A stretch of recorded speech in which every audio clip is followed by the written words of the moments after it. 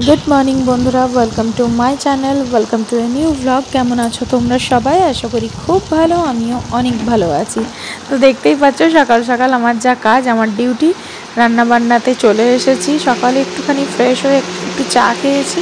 সবজি তো আমি আগের দিন রাতে কেটেই রাখি, কেননা আমাকে ওই সেটআপটা করে রাখতেই হয় সকালবেলাতে, নইলে তাড়াহুড়োর চোটে খুব অসুবিধা হবে। তবে সব দিন সেটা সম্ভব হয় না, তো মাঝে মধ্যে আমার রুটিনের বাইরেও হয়তো কিছু এমন সবজি নিয়ে চলে এসেছে, হঠাৎ করে বাজার গিয়েছিল যে ওটা করতে হবেই আজকে, তো সেরকমও দিন যায়।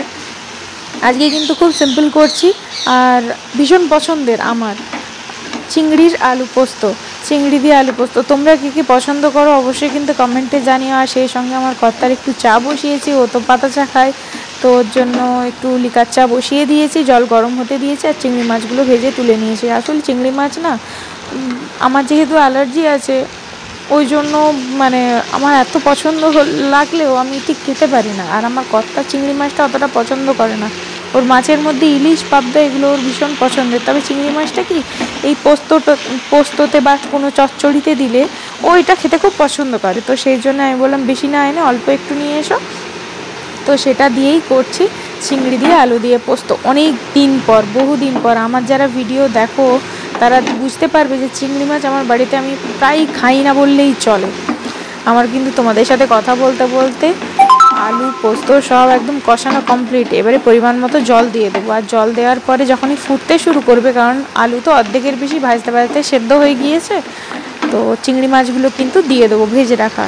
আগের দিনের মাছের তেল কিন্তু অনেকটা ছিল, কিছুটা করেছিলাম মাছের চচ্চড়িতে দিয়েছিলাম, মাছের মাথা মাছের তেল দিয়ে চচ্চড়িতে, আর কিছুটা রয়ে গিয়েছিল, তো সেটাই কিন্তু আজকে একটু বাটিতে বসাবো। আর দেখা যাক আর কি করি, কেননা চিংড়ি আলু পোস্ত দিয়েই তো আমার কর্তা ভাত খেয়ে চলে যাবে। আসলে স্কুল যাওয়ার সময়তে না ও খুব একটা বসে বসে খাওয়ারও সময় থাকে না, একটু যে তাড়াতাড়ি স্নান করে নেবে, বাবা নিজের অফিসের কিছু খাতাপত্র যেগুলো গোছানো, ও ঠিক 9:30 বাজবে তখন খাতাপত্র গোছাতে বসবে, তারপরে স্নান করতে যাবে, স্নান করে বেরিয়ে এসে ও একটু ঠাকুরকে ধূপ দেয়, তো ও সেটা করে। আমি পুজো করলেও আলাদা করে ঠাকুরকে একটু ধূপ দেয়, তো সেটা করতে করতে ওর অনেকটা সময় পেরিয়ে যায়। তার আগে যদি বলেছি ও সেটা মোটেই করবে না। চা খাবে, বাগানে যাবে, বা গাছ দেখবে, গাছের স্বাদ দেবে, জল দেবে, এগুলো করতে করতে ওর পুরো 9:30 বেজে যায়। এবারে ওই 9:30 থেকে 10টা 5-10 অবধি ও যে তাড়াহুড়োটা করে, মানে চোখের সামনে আমি তো থাকি, আমি দেখতে পাই, সেই হুড়োহুড়ি করতে থাকে রীতিমতো, ধাক্কা লেগে যাবে, ওর সামনে যদি কেউ পড়ে যায় রীতিমতো ধাক্কা লেগে যাবে, এই হয়ে গেছে ব্যাপার। তো তার জন্যই আমি কি করি না, ওর বেশ কিছুটা আমি রেডি করেই রাখি, যেমন টিফিন জল দিয়ে রাখি, স্নানের পর জামা কাপড় চিরুনি সব কিছুটা দিয়ে রাখি, পার্স ঘড়ি সবটা রেডি করে রাখি। এমনকি এক এক দিন এমনও গেছে খাইয়ে দিতে হচ্ছে, ও জামা কাপড় পরছে, ওকে বাচ্চাদের মতো মানে কি বলবো মন্ড করে করে ওর মুখে দিয়ে দিচ্ছি, আর মাছটা আলাদা করে মুখে দিচ্ছি, এই রকমও দিন গেছে। মানে এতটাই ও লেট করে ফেলেছে, এবারে ওর অনেকটা দেরি হয়ে যাবে। আর স্কুলটা তো ওর বাড়ির সামনে নয়, অনেকটাই যেতাম, মিনিমাম 1 ঘন্টার রাস্তা। তো এই হয়ে গেছে ব্যাপার। আমাদের আলু পোস্ত কমপ্লিট, উপর থেকে একটু সর্ষের তেল দিয়ে দিলাম। উফ, এটা যে আজকে খেতে লাগবে না আমার এখনই জিভে জল চলে আসছে। ভয়েস ওভার তো অনেকটা পরে দিয়ে থাকি, তোমরা খুব ভালো মতোই জানো।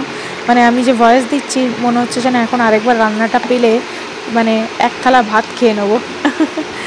যাই হোক, সঙ্গে একটু মাছ ভাপাও বসিয়ে দিয়েছিলাম, আর মাছের তেলও হয়ে গিয়েছে। ভাত তো সবার প্রথমেই করে নিই। এত সুন্দর গুছিয়ে রান্না বান্না তো করলাম, স্নান ঠাকুর পুজো সব করেছি, খাওয়া দাওয়াও করেছি। সেই দিনে আমার তারপর থেকে আর কোনো ভিডিও করা হয়ে ওঠেনি একদম। এখন সন্ধেবেলা, তো এখন আমি আবার রান্না শুরু করেছি, রাতের রান্না। তো এখন রান্না একটু কাবলি ছোলা আর আলুকে সেদ্ধ করে নিয়েছি। এটা নিরামিষভাবে করছি না আজকে, কিন্তু একটু পেঁয়াজ আদা রসুন দিয়েই করছি কাবলি ছোলার তরকারিটা। আর সেই সঙ্গে দেখলাম ফ্রিজে একটু পনির আছে, তো পনির দিয়ে কাবলি ছোলার তরকারি করেছি। উপরে একটু আবার কাসুরি মেথি ছড়িয়েছে, অনেকে পছন্দ করে এই জিনিসটা, অনেকে পছন্দ করে না। আমার কর্তা পছন্দ করে, বাট আমি অতটা পছন্দ করি না, সেই জন্য আমি অল্প করে দিয়েছি।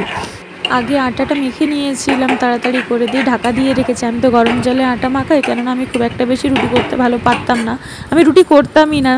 তো তারপরে রুটি আস্তে আস্তে করা শুরু করেছি। কত বাইরের রুটি খাবো কিনে কিনে, আর নইলে বাড়ির থেকে মা দিয়ে পাঠাতো রুটি। প্রায় বেশিরভাগ সময়তেই মা আমাকে রুটি দিয়ে পাঠাতো, বাপি থাকলে বাপি দিয়ে যেত, আর নইলে আমার কর্তা গিয়ে নিয়ে আসতো। তো সেই জন্যই গরম জলে অল্প অল্প করে করতে করতে এখন মোটামুটি বেশ অনেকটাই পেরে গিয়েছি করতে। ভিডিও না করার একটা কারণ রয়েছে, আমার শরীরটা একটু খারাপ ছিল। আমার শরীরটা ঠিক হতেই আমার কর্তার শরীরটা বেশ খারাপ হয়, ওর জন্য গিয়েছিলাম ডাক্তারের কাছে ওষুধ নিতে। তো তখন আর ভিডিও করা হয়নি। আর এই যে ফেরার পথে, সামনেই তো জন্মাষ্টমী রয়েছে, রাখি পূর্ণিমা রয়েছে, তো আমার গোপুর জন্য বিভিন্ন রকমের ড্রেস দেখছিলাম। এই সাদাগুলো দেখো কি দারুণ দেখতে লাগছে। আমি তো একটু হালকা কালার ওকে পরাতে পছন্দ করি, তো তোমরা বলো কোনটা নিলে ওর জন্য ভালো হবে, তো সেটাই নেব।